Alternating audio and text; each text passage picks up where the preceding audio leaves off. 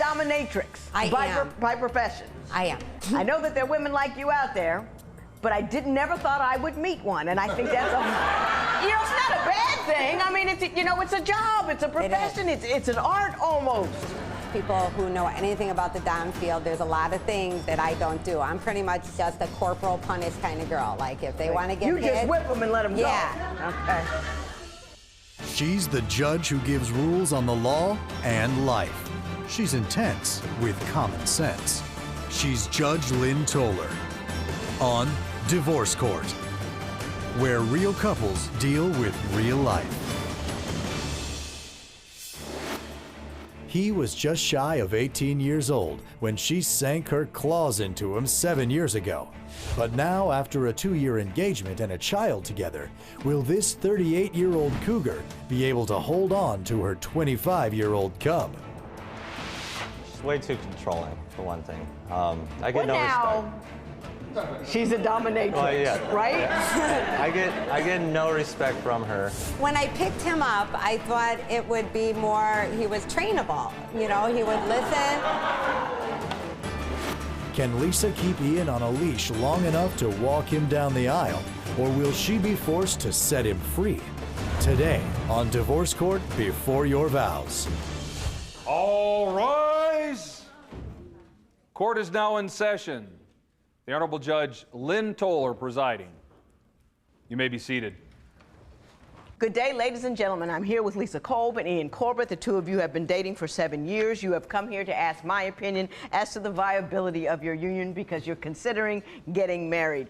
I have your marriage license here, which you have given me permission to rip up if I feel that the union is ill-advised, or I can return it to you if I think you two can make it to happily ever after. You've also given me your compatibility test, which I have looked at, and we will discuss a little later on. But before we do that, I'm going to start with Ms. Kolb. Why don't you tell me why you love Mr. Corbett, but why you're not sure whether marriage is an appropriate course of action? Well, first thing, I love your show. Watch it every day. Thank you, Ms. I'm sure Kolb. Ian has a problem with me watching TV every day. And Joe, your name's tattooed on my body. Just thought I'd say it. Me and Ian, right? What do I do with that? Me and Ian been together for 7 years now. We have a son. I'm having second thoughts. I'm divorced. Yeah. We have one child together, and he is 5. And we have... The two of you have one child together. Yes, and I have 3 children of my own who are very close to his age. It causes a huge problem in our relationship. He's 25, and my children are 19, 16, 14, and 5. 14 and 5, and you're 38. Yes, ma'am. And he's getting a little old. You've been together 7 years. Yeah. So you started dating him when he was 18. Yes, ma'am. And you were 31. I was. Interesting. I mean, nothing wrong. Just interesting. Guys do it all the time. It's absolutely. It's funny about the nature of power. As women become more powerful, they start, plucking the young ones themselves. But anyway.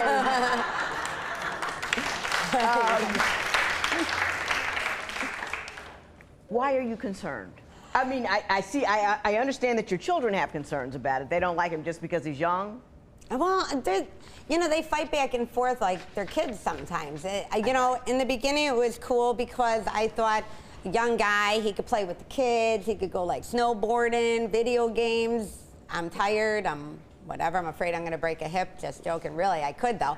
And it doesn't work like that. It's like they fight like they're little children, back and forth. One person will say something and the other one will say something back, goes back and forth. It feels like I'm having another kid around sometimes. Now, Mr. Corbett, do you have ongoing disputes with your kids, or is it a sometimes thing? Or I love the kids, but they do argue a lot. You got to admit, you're rolling in there at 25, got a 19-year-old. You can't play the father role. You got that, right? My daughter's a little bit like me, so it causes a lot of problems. Which is fascinating because you're a dominatrix by profession. I am. And I know that there are dominatrixes.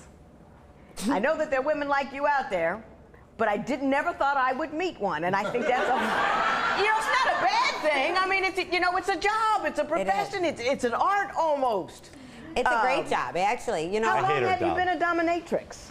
I started doing modeling through like fetish work when I was about 18. Foot modeling, you know, latex costume modeling, things of that nature. But regardless, I started getting into the dominatrix part.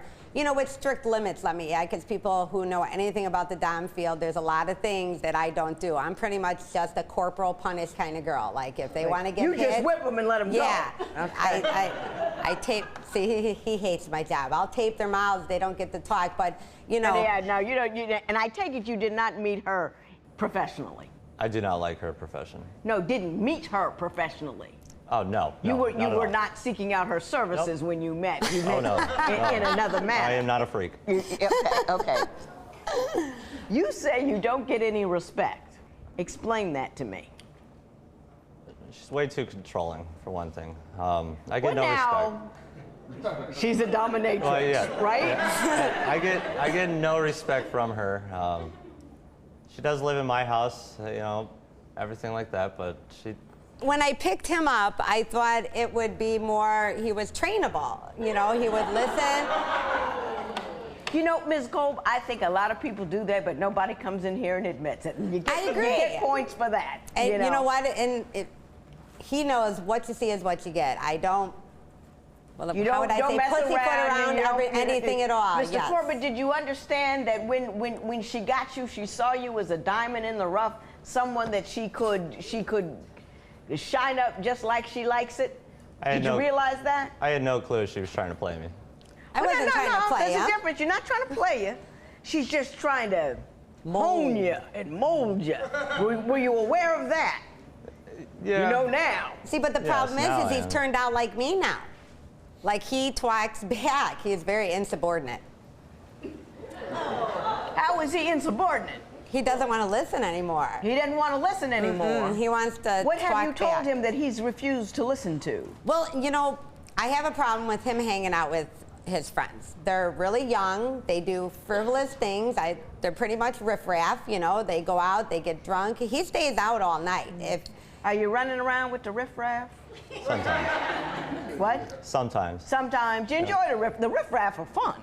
They're not very productive, but they're a good time. Yes. Do you know how to limit your exposure to the riffraff so they don't take you with them? Sometimes. Sometimes. Sometimes you flow with the riffraff. Yeah. When Divorce Court Before Your Vows continues, will Ian confirm Lisa's greatest nightmare? Have you done anything illicit since the two of you have been together? Is your mate getting on your last nerve? Be a guest. Call toll-free at 1-877-311-2222 or visit our website at divorcecourt.com and become a fan at facebook.com/divorcecourt. Divorce Court Before Your Vows is back with the case of Lisa Kolb, who is having second thoughts about marrying the father of her son because she says he's too young for her. But is it Ian or Ian's friends who really are the problem? They don't like me to start with. They would be super happy to get rid of me. Are you insecure about the young girls? Is it coming down to that? I can't stand them. So, Mr. Corbett, I want you to string 3 sentences together for me about anything. You can tell me a nursery rhyme. Talk to me. Tell me something that you don't like about Ms. Kolb, and it can't be 1 sentence. It's got to be 3. Well, she doesn't trust me. She goes, she has access to my phone, my emails, my Facebook. She does go through my Facebook. She deletes any female contacts. She hates all of my friends on there, and anyone that she does not like, she does delete them off my friends. Well done, Mr. Corbett. I really enjoyed that. Ms. Kolb. I think he's afraid to speak. Do you examine his oh yeah, his e-world? Do you go through his Facebook? Oh, do yeah. you think his present is filled with women other than you? No, but I think the potential is there if he's with the wrong people. And they don't like me to start with. They would be super happy to get rid of me. Are you insecure about the young girls? Is it coming down to that? I can't stand them. Yeah. Is it you know, the age thing? You're a little it's older. It's the everything. You know, young. We were at the bar one day, yeah. and there's this shot girl that's not even wearing a dress. It's actually a shirt wearing as a dress, so it's an issue. And she would come up and, would you like a shot? Well, I told her straight out, we never want a shot. Don't ever come back over here. The answer will always be no. And one day I wasn't at the bar, or I was actually in the other room, and she came right back up to him like well, of course, I won that one. But in reality, it's like he's not going to be pushing girls off him. He's going to let them be like, yeah, and he's going to act like... Ms. Cole, do you know there are shot girls everywhere? Well, I'm yeah. staying at this real trendy hotel, and I haven't seen a hem yet. They got shirt, behind, and then the clothes are over. I know. They did nothing but leg from there. They're everywhere. It's horrible. If you don't trust him, how's it ever going to work? Because they're all over the place.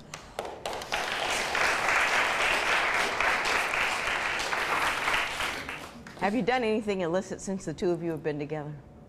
No, I've done nothing wrong. Nothing wrong, no cheating, no flirting, no running around, no inappropriateness on Facebook. It's all been handy-dandy. Yeah.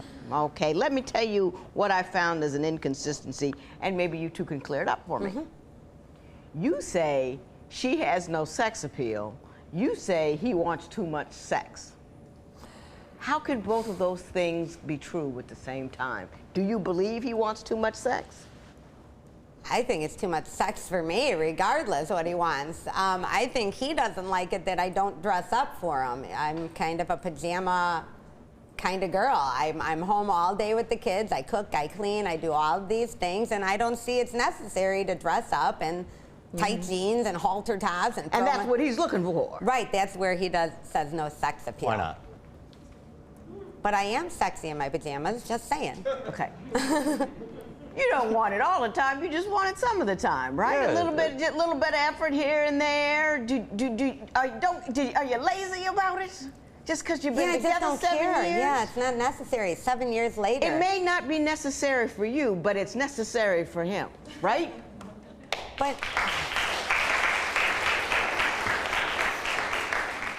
When Divorce Court Before Your Vows continues, does Lisa treat Ian more like her child than her fiancé? Our sex life is not, the greatest. We do have sex, but it's pretty much when I have to do a chore for her, or she rewards me.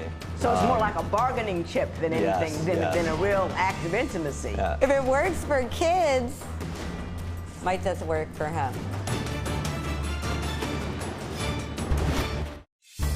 If you would like your case heard on Divorce Court, call us toll-free at 1-877-311-2222 or log on to our website at divorcecourt.com and follow us on Twitter @DivorceCourt.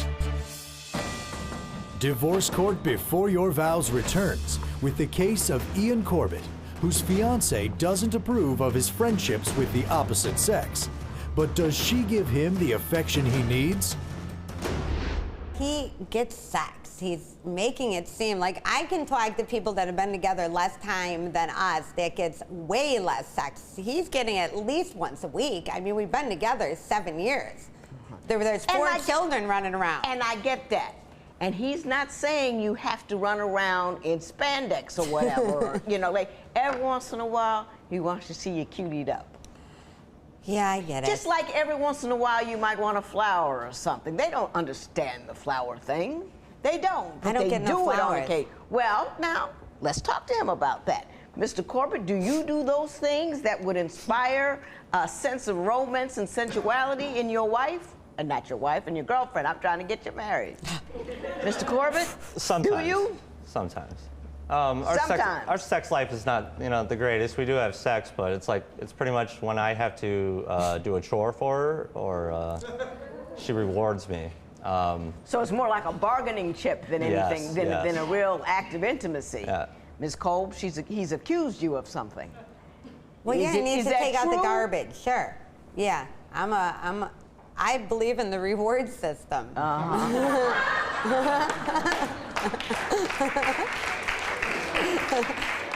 If it works for kids, might just work for him. Okay. I do love Ian. I don't want people to think, and I think he's being pretty quiet because I probably scare him a little bit. I call him certain names. Do you see that as a problem, though? The fact that you scare your man? No. I think he needs to shush more, believe it or not. There's I know. nothing to shush. He doesn't say anything. I feel ya. I mean, I've been begging for 3 sentences all day. I know. I guess I'm mean, too. Well, Mr. Corbett, are you quiet because she's domineering, or are you just quiet because that's the kind of guy you are? That's the kind of guy I am. Don't look at her. Look at me. You know, I don't want to argue with her. I just want to make her happy. I don't want to fight with her. Like, I just want love. When divorce court before your vows continues, is Ian as innocent as he seems? Are you an aggressive drinker? So I've heard. You don't know if you're a mean drunk or not?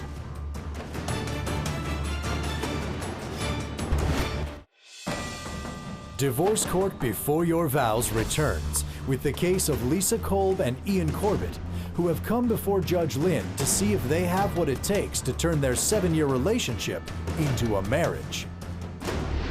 You say he drinks too much. How Yeah. much does he drink and how often?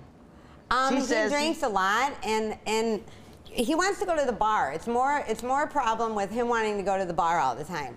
I don't think it's a necessary thing to have to do. Number one, it's too expensive.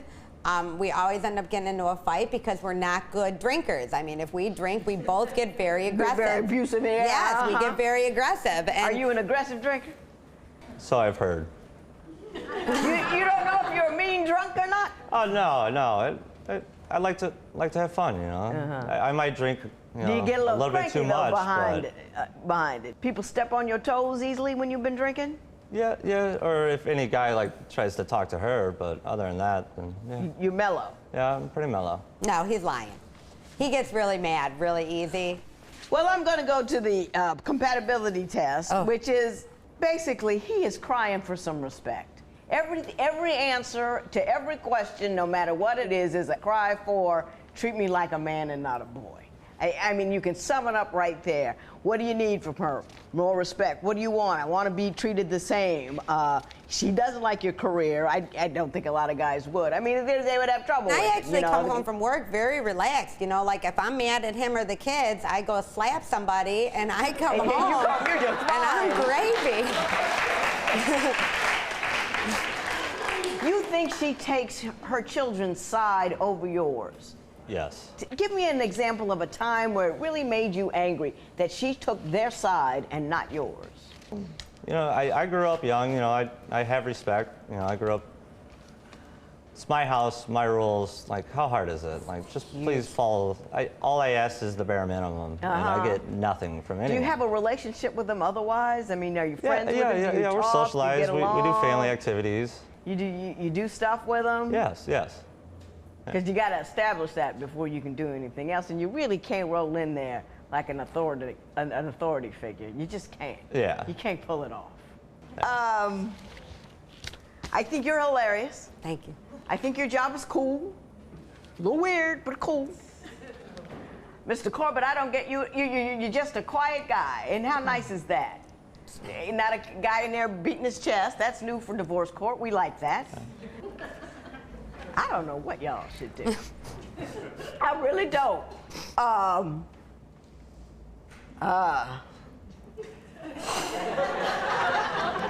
I usually know what's wrong. I usually have some advice about how to make it better. But I really don't know what's happening. So just in the off chance you guys might make it, I'm gonna give you your marriage certificate back.